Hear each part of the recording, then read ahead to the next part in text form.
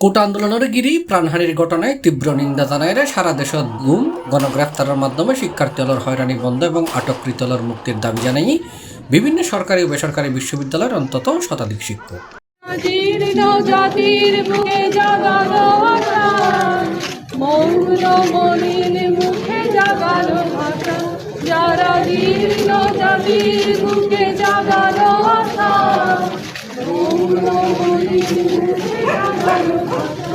আজ সোমবার দুপুর 11:30টায় ঢাকা বিশ্ববিদ্যালয়ের অপরাজেয় বাংলার পাদদেশত নিপীড়ন বিরোধী শিক্ষক সমাবেশত্বন এই দাবি জানাই বিশ্ববিদ্যালয় শিক্ষক নেটওয়ার্ক। সমাবেশত্বন সারা দেশত হত্যা গুম গণগ্রেফতারের মাধ্যমে শিক্ষার্থীদের হয়রানি বন্ধ এবং আটককৃতদের মুক্তির দাবি জানানোই।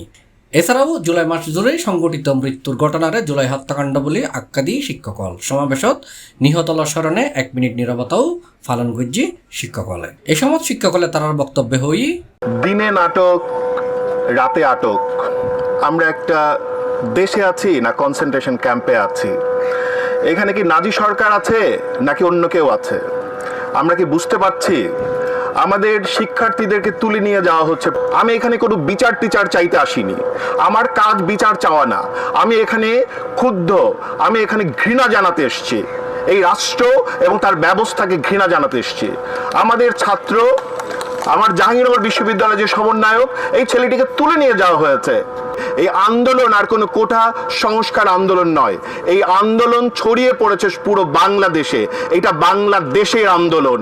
এই আন্দোলনে সকল মানুষ যুক্ত হয়েছে, যার যার জায়গা থেকে যুক্ত হয়েছে, এবং তারা বলছে যে তারা কতটা ঘৃণা করে। এই অসঙ্গতিকে যদি এই রাষ্ট্র না বুঝতে পারে, এই ঘৃণাকে যদি সে না বুঝতে পারে, এখনো যদি ইনিয়ে বিনিয়ে উদর পিণ্ডি বুদর ঘাড়ে ঘোটানোর চেষ্টা করে, এই রাজনীতি তাকে ছাড়বে না। আমার কথা আমি বলতে পারবো না, আপনি তুলে নিয়ে যাবেন।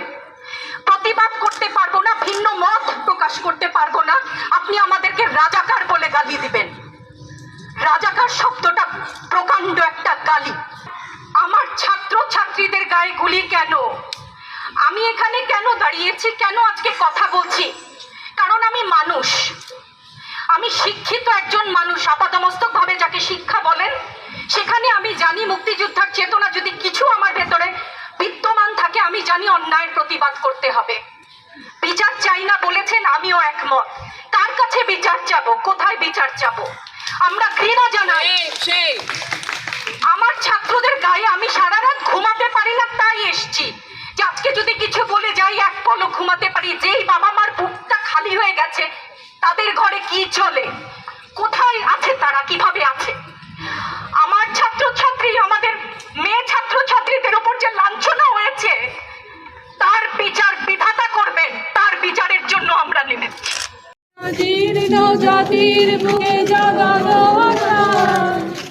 C plus Chittagong. যারা জীর্ণ জাতির বুকে জাগালো আশা,